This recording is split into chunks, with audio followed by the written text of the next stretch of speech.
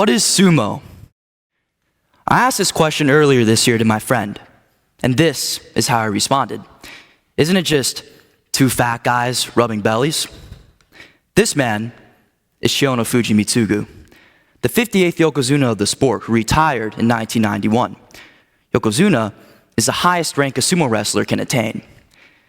The same question of what is sumo was posed to him in an interview, and this is how he responded. 勝った喜びより敗者を敬うことを重んじる。それが相撲道だ。This translates to, sumo is respecting the loser more than the joy of winning. This is pretty different and definitely more profound than my friend's perception of sumo. What does a sumo wrestler look like? Most Americans would probably imagine someone like this. Shionofuji, the sumo wrestler mentioned previously, looked like this. And with his boulder shoulders and monster traps, he looks pretty different from that guy.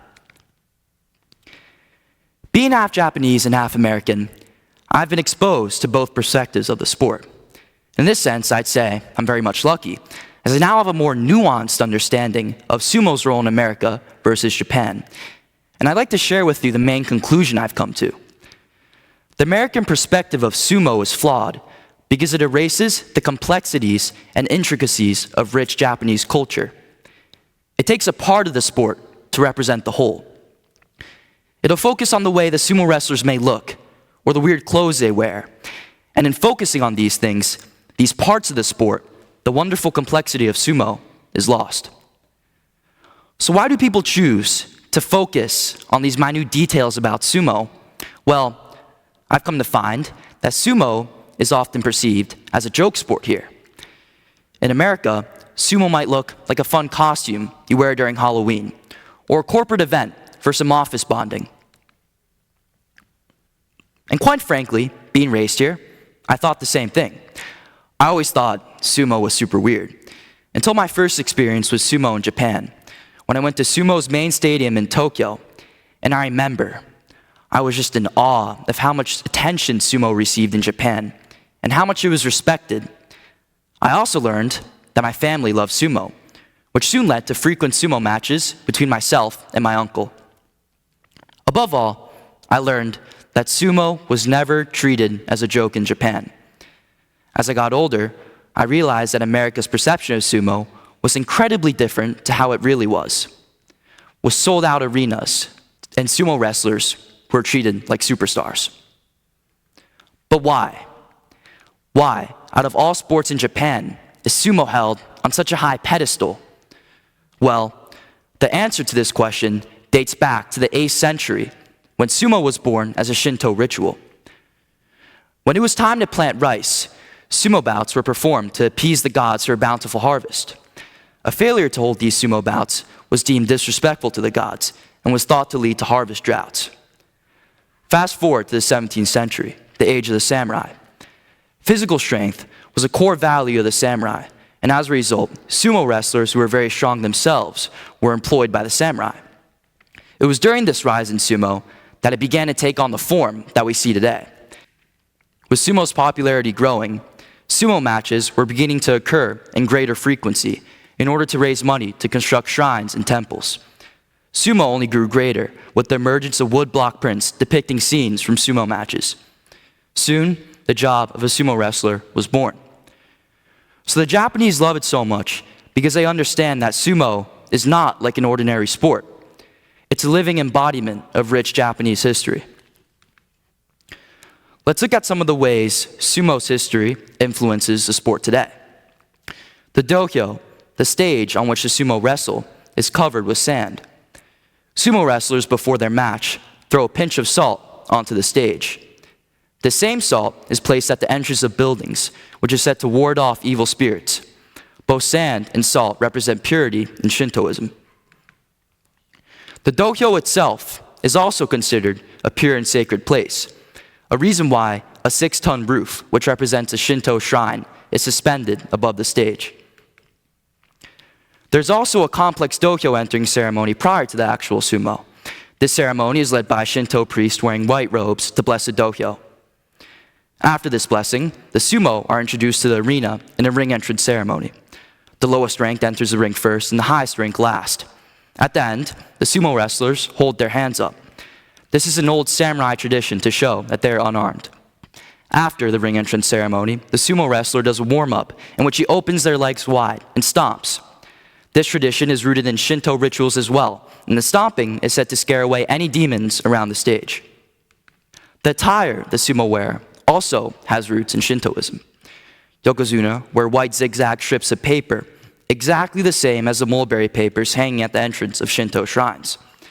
The strings hanging from their mawashi, which is their waistband, symbolize the purified ropes in front of Shinto shrines that must always be in odd numbers, usually 17, 19, and 21. And these numbers are lucky in Shintoism.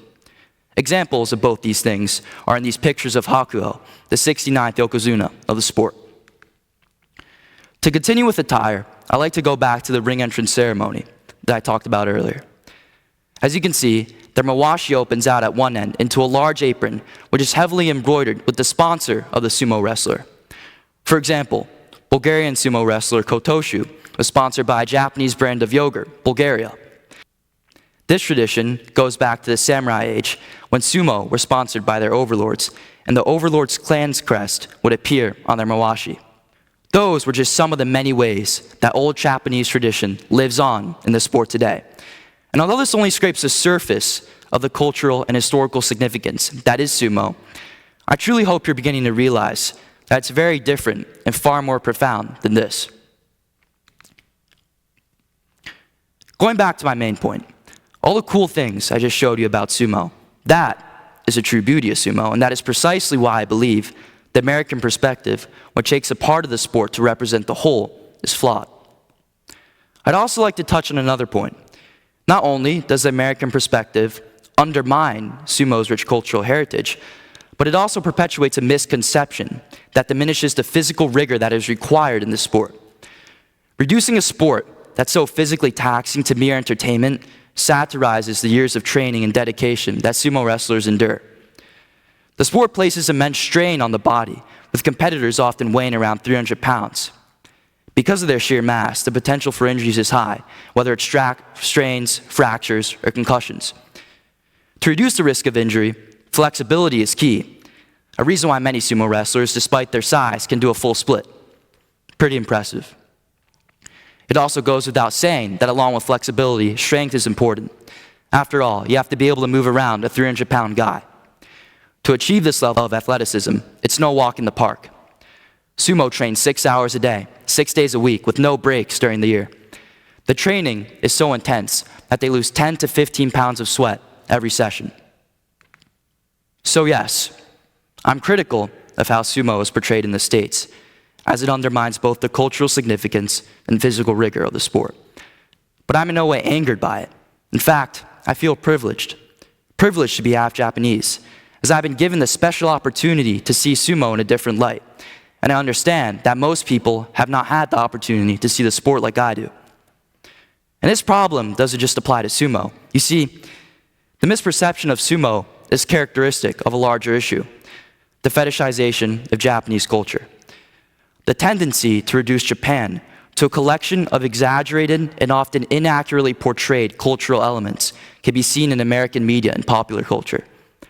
Sumo is unfortunately a casualty of this narrative, as we've talked about with many Americans who satirize elements of sumo wrestling without understanding its full importance. So, this misrepresentation extends well beyond the realm of sumo. Let me give you a few examples. The portrayal of ninja and samurai in American movies and pop culture frequently leans towards exaggeration and myth. While these figures are part of Japanese history and folklore, their depiction in the West often ignores historical accuracy in favor of sensationalism. Other aspects of Japanese culture, such as tea ceremonies or the concepts of geisha, are often superficially adopted or portrayed. The traditional Japanese tea ceremony, a highly ritualistic and spiritual practice, is sometimes reduced to a mere tea-drinking activity without its deeper cultural and historical context. Similarly, the geisha, a professional artist and entertainer, is often misunderstood and misrepresented as a mere object of fascination. I hope you're starting to get the gist. We often cherry pick certain elements of Japanese culture that are deemed cool, trendy, or fun. Again, this idea goes back to my main point. We cannot take a part of Japanese culture to represent the whole, because when we do this, the beautiful complexity of culture is lost. You see, I look at how sumo is portrayed here, and I'm hopeful. I'm hopeful that someday we will learn about the beauty of sumo. At the end of the day, people appreciate culture and history of all different types because it enriches our lives and promotes a more harmonious global community. So I bet if Americans were taught about the history of sumo, the mechanics of the game, or all other cool things I talked about today, they'd start to see the sport for what it truly is and stray away from reducing its significance to a Halloween costume or a corporate bonding activity. Thank you.